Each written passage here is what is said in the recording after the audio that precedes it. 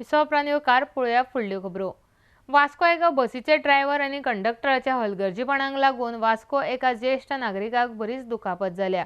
बस ड्रायव्हरान तो देंवता आसतनाच बसीची स्पीड वाडयिल्ल्यान ही घडणूक घडली। आरडेक्स कोवखती वास्कोच्यान जॉन डिसिल्वा। ओके मागचे हात तुमच्या पहिली बस सुटली बस पहिली सुटली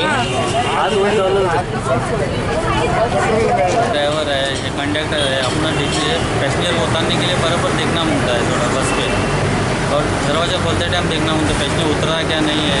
कंडक्टर टिकट मारता है वो अपने इसमें रहता है तो दरवाजे पे कैलेंडर नहीं रहता है कोई नहीं रहता है उधर मेन बोला तो। और यूनिफॉर्म तो पहनता ही नहीं है। ट्रैफिक पुलिस या अपना आरटीओ देखना चाहिए बस वाले को तो फास्ट चलाता है स्लो चलाता है कोई नहीं देखता है एक्शन कोई नहीं लेता है। स्कूल है इधर सब है कोई नहीं कोई क्या यही नहीं करता है। स्टॉप करते करते आता वो लोग बस स्टॉप नहीं कुछ नहीं पैसेंजर देखता नहीं बाइक वाला आता कोई आता बस फास्ट जाता वो लोग का स्टॉप ही नहीं है मेन बोला तो।